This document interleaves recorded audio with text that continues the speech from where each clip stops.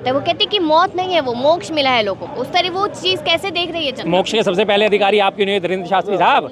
जब आपको मोक्ष मिलना था आप भी पहुंचते ना वहाँ पे, गंगा में जल समाधि ले लीजिए, आपको भी मोक्ष मिल जाता। क्यों बेकार में यहाँ झंझटों में पड़े हो, दुनियादारी के झंझटों में पड़े हो? शादी आपने करी नहीं है तो मोक्ष आपको भी मिल जाता, झंझट खत्म। और मैं तो इस बात में एक बहुत बड़ा शुक्र मनाता हूँ आज इस बात का, जो उन्होंने इससे पहले आह्वान करा था, हमने उसके बारे में भी बहुत चर्चा करी।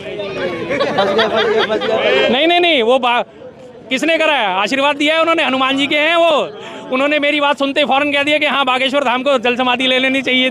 उन्होंने ऊपर से जल टपका दिया। ध्यान दीजिए इस बात पे, ठीक है जी। कहते कि जो नहीं जाता है महाकुंभ में वो देशद्रोही कहलाएगा, ये भी उन्होंने कहा है। जी बिल्कुल, मैं भी आप गए या नहीं? बिल्कुल नहीं, मैं तो पक्का देशद्रोही हूँ जी इनकी नज़रों में तो।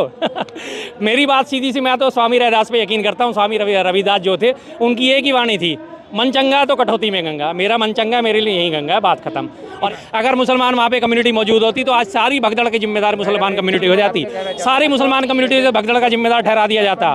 इसीलिए कहते हैं ईश्वर जत करोती शोभनम करोती, ईश्वर ने जो करा अच्छा करा। अल्लाह ताला ने उनके मुख में जबान डाली कि हाँ मुसलमानों का बहिष्कार कर दो, उन्होंने कर दिया, लोगों ने मान लिया, अच्छी बात है। कम्युनिटी वहाँ नहीं पहुँची, आज वो कम्युनिटी अगर वहाँ मौजूद होती तो इस भगदड़ का सारा जिम्मेदार उनको ठहरा दिया जाता। अच्छा है, आप लोग कलंक से बच गए, शुक्र मनाइए इस चीज़ का। नमस्कार, आप देख रहे हैं द जनता लाइव, मैं हूं कशिश आपके साथ। दिल्ली विधानसभा चुनाव में महज कुछ घंटे बाकी है और चुनाव होने वाले हैं, हर किसी की नजर बनी हुई है। इस वक्त हम चांदनी चौक विधानसभा में मौजूद है और तमाम बयान आ रहे हैं, अलग अलग नेताओं के बयान आ रहे हैं। अरविंद केजरीवाल कुछ कह रहे हैं, मोदी जी कुछ कह रहे हैं, रैलियां लगातार ताबड़तोड़ चल रही है। तो इसी मुद्दे पर चर्चा करने के लिए शर्मा जी हमारे साथ है। सर सीधा सवाल तो मेरा ये है कि कांग्रेस को क्यों पसंद कर रहे हैं? कांग्रेस को पसंद इसलिए कर रहे हैं क्योंकि उन्हें अपनी पुरानी यादें ताज़ा हो रही हैं सबकी। 10 सालों के इसका कुशासन को देख लिया उन्होंने, आम आदमी पार्टी को, और 10 साल से जो केंद्र का कुशासन है दोनों को देख लिया। आज इस क्षेत्र में आपने आगे देखा होगा कितनी भीड़ इकट्ठी हुई है। मध्य दिल्ली है, दिल्ली का दिल है, और इस मध्य दिल्ली के होने के बावजूद यहाँ की हालत इतनी ख़राब हुई पड़ी कि गंदगी से अटा पड़ा है पूरा का पूरा शहर। ये पूरा पुरानी दिल्ली जिसकी कभी खूबसूरती बखान करी जाती थी, आज उस चांदनी चौक की हालत ऐसी हुई पड़ी है कि गंदगी के मुकाबले कोई नहीं, अंबार लगे पड़े गंदगी के, बुरा हाल हुआ पड़ा है गंदगी का। ट्रैफिक जाम आप देखें, केंद्र सरकार के अधीन ट्रैफिक जाम आता है, दिल्ली में LG है, पुलिस उनके अधीन में है, लेकिन उसके बावजूद भी यहाँ ट्रैफिक जाम की हालत इतनी खस्ता हुई पड़ी है कि आप जरा सा बाहर निकलिए, आपको अवैध ट्रैफिक वाले, अवैध ऑटो वाले, अवैध रिक्शा वाले इतने मिलेंगे लाइन से कि आपको निकलने की जगह तक नहीं मिलेगी। आपने पीछे ध्यान दिया था, केजरीवाल साहब ने एक भाषण दिया था, मैं मोदी जी को चैलेंज करता हूं कि अपने 22 राज्यों में ये अपनी घोषणा जारी कर दें तो उसके बाद मैं उनसे बात करने को तैयार हूं, मैं उनके लिए खुद प्रचार करूंगा। याद है ना आपको उनका बयान? तो उसके बाद उन्होंने, आपने ध्यान दिया कि उन्होंने कांग्रेस को क्यों चैलेंज नहीं करा? कांग्रेस की भी 3 राज्यों में सरकारें हैं, लेकिन उन्होंने कांग्रेस को चैलेंज नहीं करा था। नहीं, उन्होंने कांग्रेस को चैलेंज क्यों नहीं करा था? उन्हें पता है कि कांग्रेस जो वादे करती है वो पूरे करती है, चाहे वो आप हिमाचल ले लीजिए, चाहे कर्नाटक ले लीजिए, चाहे तेलंगाना ले लीजिए, हर जगह वादे पूरे करें कांग्रेस ने। तो उन्होंने कांग्रेस को चैलेंज नहीं करा। उन्हें अगर वो दिल्ली में चैलेंज करना होता तो दिल्ली में कांग्रेस को चैलेंज करते कि हाँ आप ये करके दिखाइए, मैं आपको बात बताता हूँ। अब देखिए दोनों की आप मिली भगत। बीजेपी ने अपने घोषणा पत्र में 8 मुद्दे बनाए, मुख्य बिंदु, 8 घोषणाएं करी। आम आदमी ने भी 8 ही घोषणाएं करी हैं। 8 के 8 वादे जो हैं वो फर्जी हैं। कांग्रेस ने कितनी करी है? मात्र 5।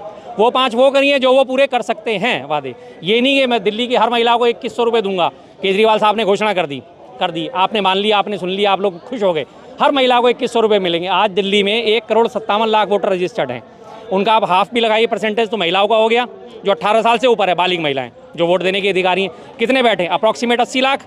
80 लाख महिलाओं को 2100 रुपये महीना दे देंगे? नहीं दे पाएंगे ना। तो उन्होंने झूठ फैला दिया, फैलाना था। वादा किया था वो भी निभाया, और जो कर रहे हैं 15 गारंटियों की बात करें वो भी निभाएंगे। तो कह ही तो रहे हैं ना, मैं आपसे बताता हूँ, मुझे इसी बात का हिसाब दे दें। 1,57,00,000 वोटर रजिस्टर्ड दिल्ली में, हाफ कितने हुए? 80 लाख। 80 लाख महिलाएं हुए। केजरीवाल साहब ने बोला हर महिला को 2100 रुपये दूंगा। 80 लाख महिलाओं को 2100 रुपये महीना दे देंगे वो। 8 दूनी 16, कितने महीने का हुआ? 1 महीने का बजट बैठेगा 16,000 करोड़ रुपये। दिल्ली का टोटल बजट कितना? 72,000 करोड़ रुपये। 16 पंजी 80, 5 महीने में सरकार गई, सारा बजट गया। कहाँ से देंगे? कांग्रेस ने क्या घोषणा करी? गरीब महिलाओं को 2500 रुपये देंगे। जो गरीब है, जो वास्तविक गरीब है, उन्हें देंगे। उन्होंने ये तो नहीं कहा ना हर को आपको देंगे, इनको देंगे, जो कमाने वाली है, जो इनकम टैक्स पेयर है, वो नहीं देंगे। इसलिए उन्हें पता है कि कांग्रेस को मैंने चैलेंज करा तो मेरे चैलेंज धराशायी हो जाएंगे। सीधी सी बात है। कहा जा रहा है लगातार कि पानी बिजली फ्री दिया जा रहा है, वो भी देंगे। और देखिए भाजपा भी कह रही है कि ये योजनाएं हम रखेंगे तो जनता हमें मौका दे। दिल्ली को नंबर 1 बनाने की भी बात हो रही है। तो दिल्ली को नंबर 1 बनाने से रोका किसने है? कांग्रेस को। ये कांग्रेस की सरकार नहीं है, ठीक है जी, कांग्रेस को आप दोष जितना मर्जी दीजिए, कोई दिक्कत नहीं। आम आदमी की सरकार है, दिल्ली को नंबर 1 बनाने से आपने रोका? एमसीडी आपके अधीन है, सफाई व्यवस्था आपके अधीन है, कितनी सफाई है सड़कों पे पूछ लीजिए, सारी पब्लिक यहाँ खड़ी है। थोड़ा सा अंदर का जरा सा सर्वे कर लीजिएगा गलियों का, कितनी आपको गंदगी मिलेगी। 2 साल पहले है, ये देखिए टूटी सड़कें, सारी की सारी सड़कें बनाना पीडब्ल्यूडी का अधिकार, पब्लिक वर्क्स डिपार्टमेंट दिल्ली सरकार के अधीन आता है। सड़कें आप सारी इनके हाल बेहाल। एमसीडी 2 साल पहले तक केजरीवाल साहब के पास नहीं थी। उन्होंने सबसे कहा अरे साहब हमें एमसीडी में जिता दो, हमें बहुमत दिला दो, हम दिल्ली को चकाचक कर देंगे, पेरिस बना देंगे, लंदन बना देंगे।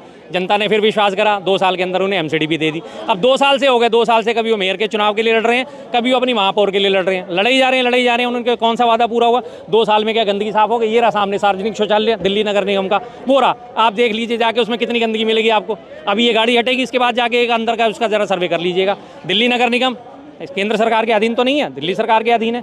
फिर कहाँ इनके कौन से वादे पूरे हुए? देखिए मोदी जी रैली कर रहे हैं और रैली करके कहते हैं कि हर गरीब को मैं घर दूंगा, क्योंकि मेरे पास खुद का घर नहीं है तो मैं दर्द समझ सकता हूँ। हाँ, बिल्कुल, हर गरीब को घर दूंगा।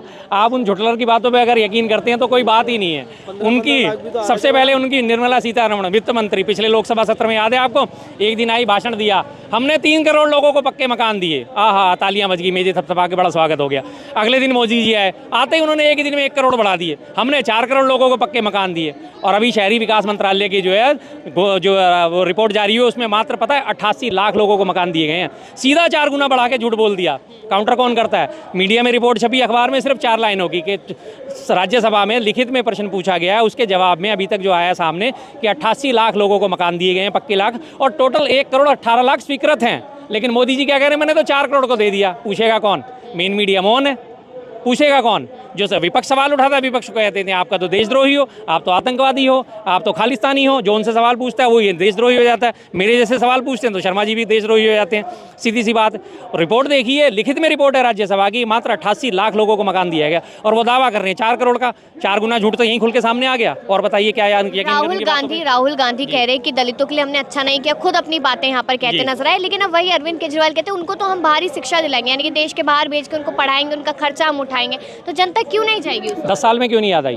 पिछले 10 साल से 11.5 साल से केजरीवाल साहब की सत्ता है, क्यों नहीं याद आया उन्हें दलितों का? इसी चुनाव में क्यों याद आया? क्योंकि ज़मीन खिसकती नजर आ रही है। इससे पहले क्या दिल्ली में दलित नहीं थे? इससे पहले क्या दिल्ली में वाल्मीकि नहीं रहते? इससे पहले क्या दिल्ली में अल्पसंख्यक नहीं थे? इससे पहले क्या दिल्ली में जाटव कम्युनिटी नहीं रहती? तब उन्हें क्यों नहीं याद आया? 10 साल में अभी याद आ रहा है एकदम से कि हम उन्हें बाहर भेजेंगे, हम उनके लिए पैसा देंगे। 10 साल से भी वो यहीं है। 10 साल से पढ़ने वाले बच्चे भी थे जो कभी 10वीं में हुआ करते थे, आज वो ग्रेजुएशन भी पूरी कर गए होंगे 10 सालों में। आज कहाँ है वो वादे उनके साथ? क्यों वादे पूरे नहीं करे?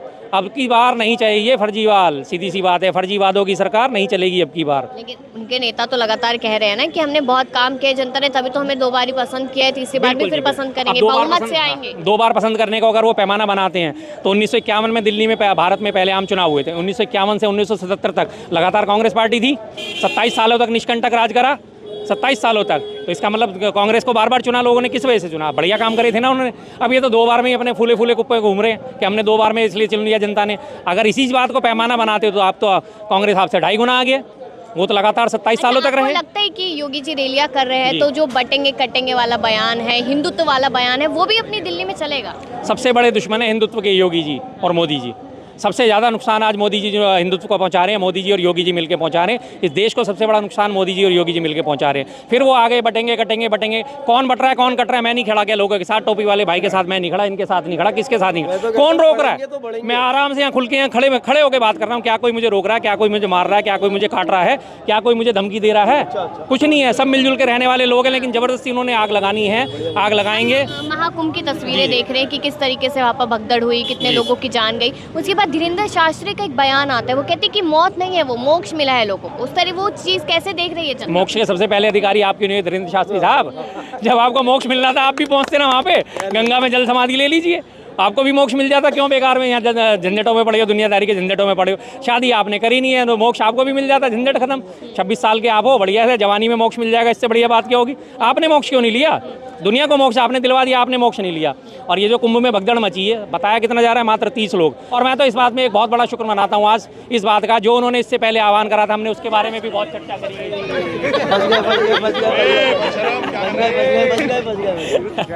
कोई बात नहीं। हाँ, नहीं, वो किसने करा है? आशीर्वाद दिया है उन्होंने, हनुमान जी के हैं वो। उन्होंने मेरी बात सुनते फौरन कह दिया कि हाँ बागेश्वर धाम को जल समाधि ले लेनी चाहिए। उन्होंने ऊपर से जल टपका दिया। ध्यान दीजिए इस बात पे, ठीक है जी।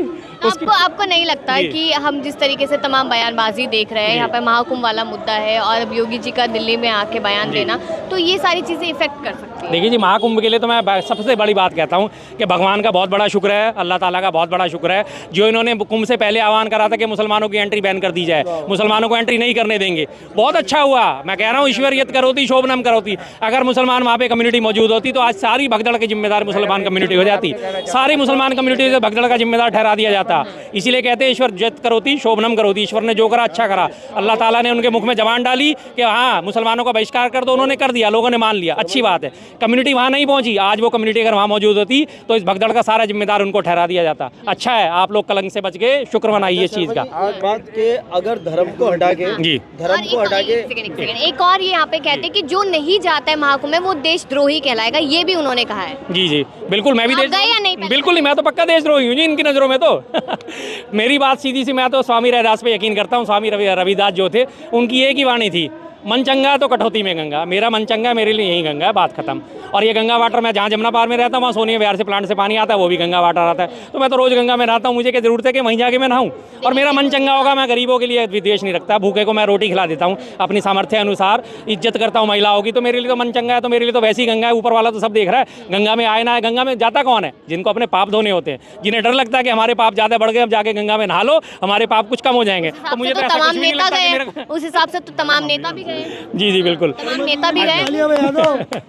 जी नेता तो जाते हैं, नेता तो सबके बारे आप सभी जानते हैं कि नेता कैसे होते हैं। सीधी सी बात है, नेताओं के बारे में तो मैं बात करना ही नहीं चाहूँगा, क्योंकि मैं तो आम आदमी हूँ। हर नेता झूठे वादे करता ही करता है, इस बारे में किसी को हम सच्चा ठहरा नहीं सकते। कांग्रेस पे कैसे विश्वास करे दिल्ली की जनता? क्यों नहीं करा? 15 साल पिछले उठा के देख लीजिए, सिर्फ 15 साल पिछले उठा के देखिए। कभी आपको रोता हुए मिले? शीला दीक्षित जी ने कभी ये कहानी कही कि मुझे एलजी साहब काम नहीं करने देते, या मुझे केंद्र सरकार काम नहीं करने देती? 6 साल वाजपेयी साहब की भी गवर्नमेंट थी, 98 से 2004 तक, तब भी शीला दीक्षित जी की गवर्नमेंट यहाँ मौजूद थी। उसके बावजूद भी यहाँ काम में किसी को नहीं रोका। सवाल कर रहा था शर्मा जी, जैसे ये धर्म जाति इसको हटके कोई अलग से वोट नहीं मांग सकते, कोई भी पार्टी का हो। अब ये तो हमारे देश के लिए बहुत बड़ी विडम्बना है। एक तरीके से देखा जाए तो घर में फूट डली है। ठीक है, अभी घर में फूट डली है ना। हाँ। एक नारा याद करो, जात पे ना पात पे वोट लगेगी बस। अच्छा, इस है याद या नहीं है? नहीं, वो सब बता दीजिए, एक बात बता दीजिए मुझे, आज तक कांग्रेस के इतिहास में कभी उसने धर्म के नाम पे वोट मांगे हो, शहीदों के नाम पे वोट मांगे हो, मंदिरों के नाम पे वोट मांगे हो, सैनिकों के नाम पे वोट मांगे हो? पूरी कांग्रेस का इतिहास भरा पड़ा है। इंदिरा गांधी जी शहादत दी, राजीव गांधी जी ने शहादत दी थी, लेकिन आज तक कभी प्रियंका गांधी जी के भाषण में, राहुल गांधी जी के भाषण में कभी उनको याद करा गया इस मामले के लिए कि उन्होंने देश के लिए शहादत दी थी, तो इसलिए वजह से आप हमें वोट दीजिए? वो उनकी शहादत जरूर याद कराते हैं, लेकिन ये कभी नहीं कहते कि मुझे वोट कर रही हूँ। केजरीवाल की सरकार और केजरीवाल खुद लगातार ये कह रहे हैं कि कांग्रेस हो या फिर बीजेपी हो, हमारी कॉपी कर रही, कॉपी कैट हो चुकी है पूरी तरीके से। अच्छा केजरीवाल साहब से 2-4 सवाल मैं अभी पूछना चाहूँगा, कभी मेरा आमना सामना उनसे अगर हो गया तो। ये सारी योजनाएं जो उन्होंने दिल्ली में चालू करी, आज वो आपने फ्लाईओवर का जो उद्घाटन करा, आतिशी जी ने पूरे 10 साल में एक फ्लाईओवर का उद्घाटन करा है, ये किसकी कॉपी है साहब? स्कूलों का कायाकल्प करने की कॉपी, ये किसकी कॉपी थी? जब स्कूलों के एमसीडी स्कूलों की स्थापना, दिल्ली सरकार के स्कूलों की स्थापना जो हमारे कांग्रेस शासनकाल में हुई थी, उनको आपने रंगरोगन करके अगर ये कर दिया, उन्हें बढ़िया बना के आज आप कॉलर खड़े कर रहे हैं, तो ये किसकी कॉपी है? कौन सा काम आपने दिल्ली में नया करा है? पानी के बिल कभी आपके आते थे? 100, 200, 150, 50 रुपये पानी का बिल आता था, और 100, 150, 200 रुपये में भी आपको 24 घंटे पानी मिलता था। अगर 15 साल पहले आप याद करोगे, आपको मोटर लगाने की जरूरत नहीं पड़ती थी, 4 मंजिल तक पानी ऊपर चढ़ जाता था, इतना प्रेशर आता था रात को और सुबह के टाइम, सुबह और शाम तो इतना प्रेशर, और दिन में आप कभी भी नल खोलो आपको पानी हमेशा मौजूद होता था। आज आप नल खोल के देख लीजिए, आपको पानी नहीं मिलेगा जब तक आप मोटर नहीं चलाएंगे, और मोटर चलाएंगे तो आपको गंदा पानी मिलेगा। 2 चीज़ों की गारंटी बिल्कुल पक्की है।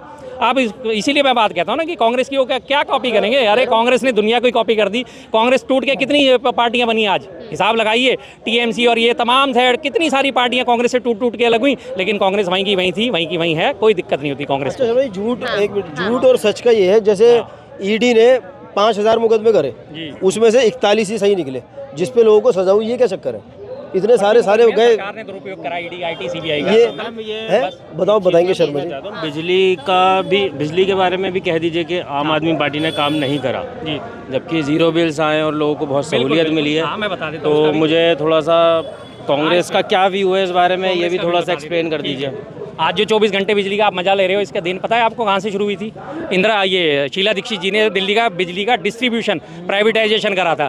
तब भी विरोधी पार्टियों ने बड़ी आवाज़ें उठाई थी, अरे डेसू बेच दिया, डेसू के ट्रांसफार्मर बेच दिए, डेसू की सारी एसेट्स बेच दी, डेसू के वो बेच दिए, सब कुछ। इंजीनियरों ने उन्होंने सबने हड़ताल भी करी थी डेसू में कि हमारे को प्राइवेटाइजेशन क्यों करा जा रहा है। जब उन्होंने रेगुलाइज करके इसको प्राइवेटाइजेशन करा डिस्ट्रीब्यूशन का, जिसकी वजह से आज आपको ये तार मिलते हैं जिन पे कटिया नहीं डाल सकते आप। बिजली तब भी मौजूद थी लेकिन कटिया डालते थे। शीला दीक्षित ने उसके बावजूद इन सब चीज़ों को बदला, तब आज आगे 24 घंटे बिजली आज आपको मौजूद होती है। और रही बात फ्री की, तो फ्री का सीधी सी बात ये है, मेरा कमर्शियल है, मेरे पास 2 किलोवाट का सैंक्शन है लोड, 2 किलोवाट में मुझे 500 रुपये महीना देना ही देना है। उस 500 रुपये के पास पे पीपीसी सरचार्ज लगा के मुझे वो बिल बनता है 700 रुपये। उस 700 रुपये के बाद उस पर एक और चार्जेस लग के वो कम से कम 850 रुपये बिल मेरा आता है। उसके बाद अगर मैं 1 यूनिट भी खर्च करता हूँ तब जाके मेरी वो एक्चुअल शुरू होती है। 1 यूनिट पे पिछले महीने का मेरा बिल जो है 880 रुपये आया। यूनिट पता है कितनी खर्ची है टोटल मेरी शॉप में? मात्र 6 यूनिट। उस 6 यूनिट में मैंने 880 रुपये का बिल दिया है। उस 880 रुपये में से अगर वो मेरे घर की 200 यूनिट बिजली माफ़ कर दी तो उन्होंने क्या करा? बड़ी बड़ी इंडस्ट्री में तमाम इंडस्ट्रीज होती हैं, 100 किलोवाट के कनेक्शन होते हैं। 100 किलोवाट का मतलब 250 से आप कन्वर्ट करिए, उसे 25,000 तो आपको देना ही देना है। उससे तो आपने 25,000 ले लिया, बेशक आपने 1 यूनिट खर्च करी या नहीं करी, और आपको 200 यूनिट फ्री बांट दी। तो क्या उसने भाई क्या क्या क्या करा? उसने इस जेब से निकाला, इस जेब में डाल दिया। ये तो बाजीगरी होती है। इसमें क्या चीज़ है? बता दीजिए, कोई गलती हो तो। 5,000 मुकदमे करे थे। चलिए, यहाँ पर तमाम लोगों ने अपनी राय दी है। दिल्ली विधानसभा चुनाव पे चर्चा हमारी लगातार जारी है और देखना यही है कि इस बार जनता किसे मौका देती है, किस मुद्दे पर मौका देती है और क्या होता है। अपनी राय दीजिएगा। देखते रहे द जनता लाइव।